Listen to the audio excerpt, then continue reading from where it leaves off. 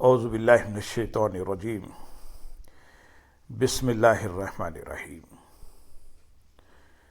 برادران عزیز، آج کی اس نشست میں مجالس العلم کی فضیلت و اہمیت بیان کی جائے گی۔ اللہم صلی علی سیدنا محمد وعلی آل سیدنا محمد وبارک وسلم۔ انسان ساری زندگی دنیاوی اور اخروی ترقی اور درجات کی بلندی کے لیے کوشاں رہتا ہے۔ ہر صاحب نظر شخص خواہش مند ہوتا ہے کہ اللہ رب العزت اسے دنیا و آخرت دونوں میں بلندی و کمال عطا فرمائے۔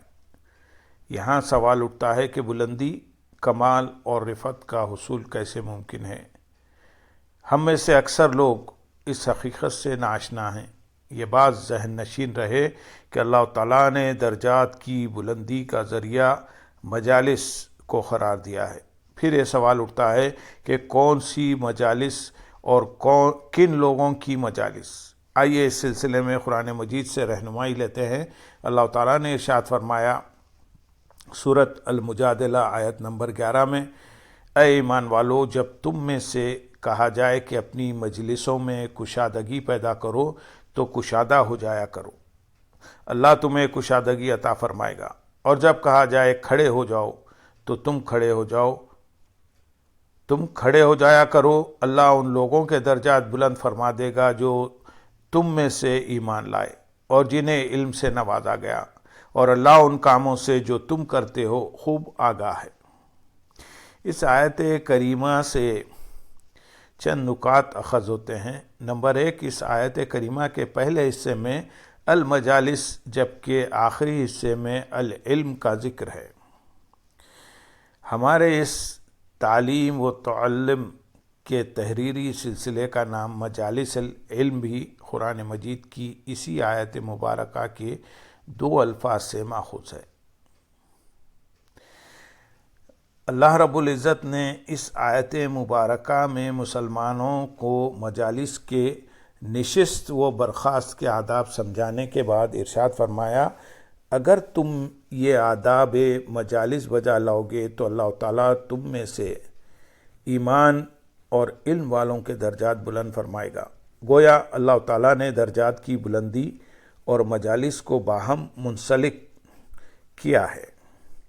اس آیت کریمہ سے یہ بھی واضح ہوتا ہے کہ مجلس میں بیٹھنے سے درجات کی بلندی تبھی نصیب ہوگی جب بیٹھنے والے کو کوئی روحانی اور اخروی نفع حاصل ہو اور اس کی خیر میں اضافہ ہو۔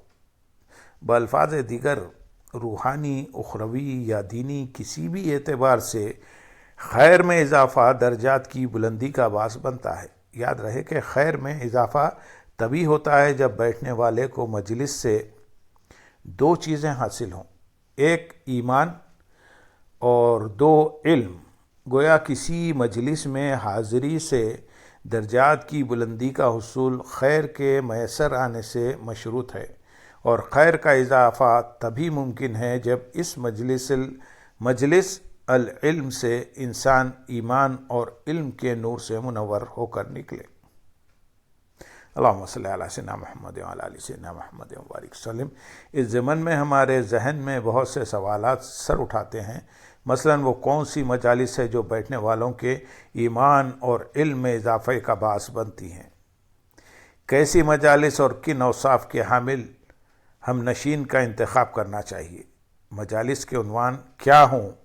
آئیے اس سلسلے میں حضور نبی اکرم صلی اللہ علیہ وسلم کے ان فرامین سے رہنمائی لیتے ہیں جن میں حضور نبی اکرم صلی اللہ علیہ وسلم نے ایسی مجالس اور ہم نشینوں کی صفات بیان فرمائی ہیں۔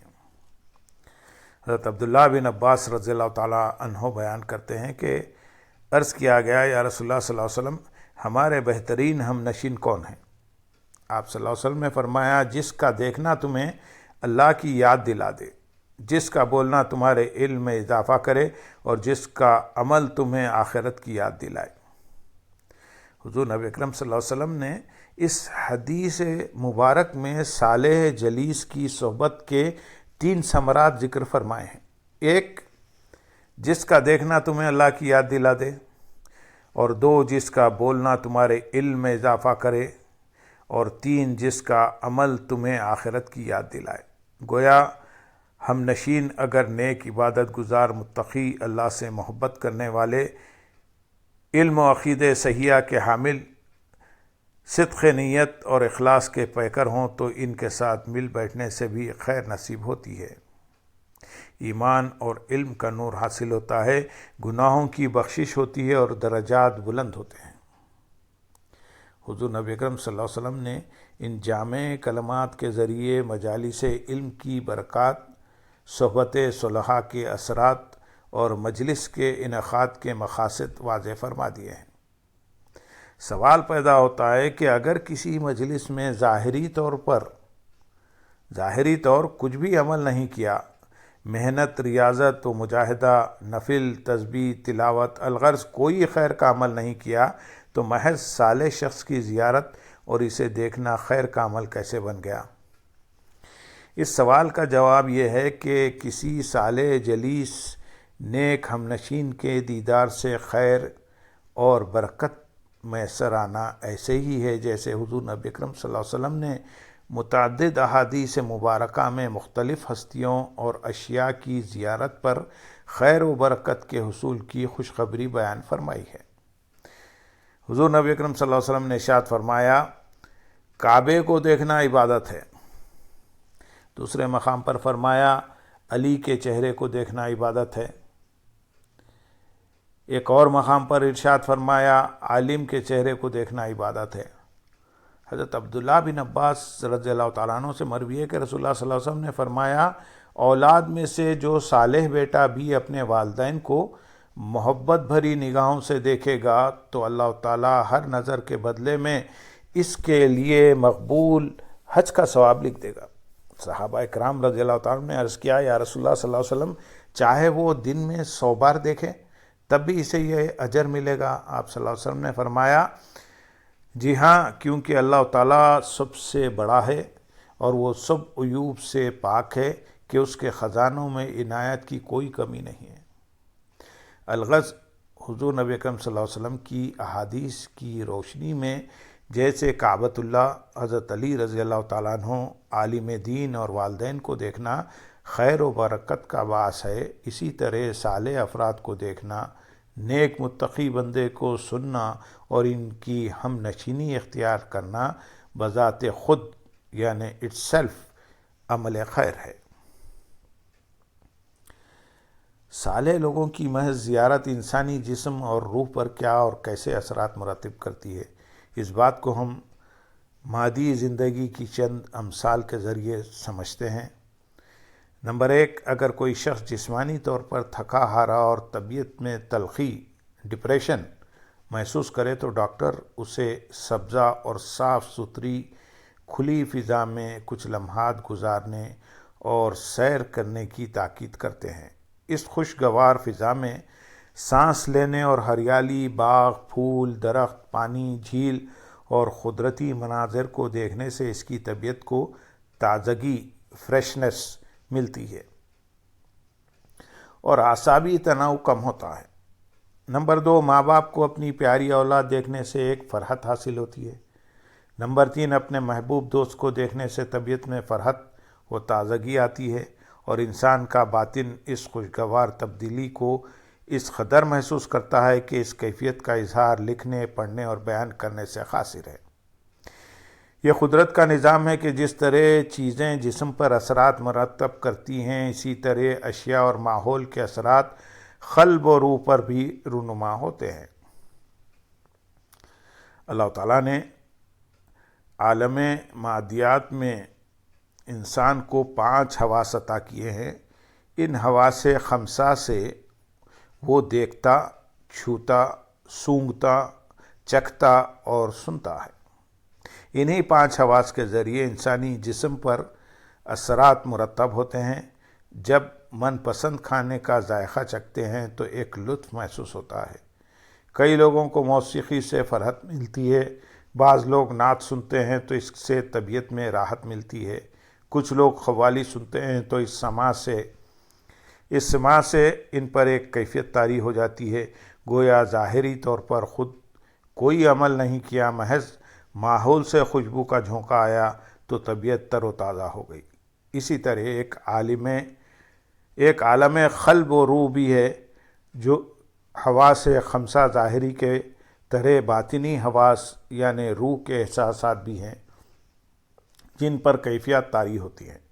جب کوئی خوش الحان قاری قرآن مجید کی آیات کی تلاوت کرتا ہے تو اس سے نہ صرف جسم پر اثرات وارد ہوتے ہیں بلکہ روح بھی معطر، منور اور سرشار ہو جاتی ہے، اور نور ایمان میں اضافہ ہوتا ہے۔ قرآن مجید روح کی اس کیفیت کا تذکرہ ان الفاظ میں کرتی ہے۔ سورۃ الانفال آیت نمبر 2 میں، اے ایمان والے تو صرف وہی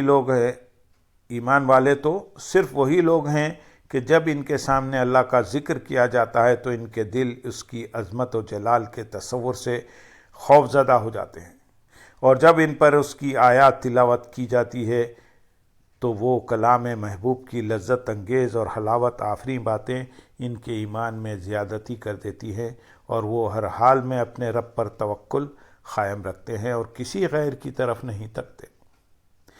اسی طرح وضو اور غسل بھی باطنی طہارت کا ذریعہ ہیں۔ ظاہراً ہم جسم کو دھوتے ہیں، مگر اس وضو و طہارت کا نور اور اثرات قلب و باطن میں بھی سرایت کر جاتے ہیں۔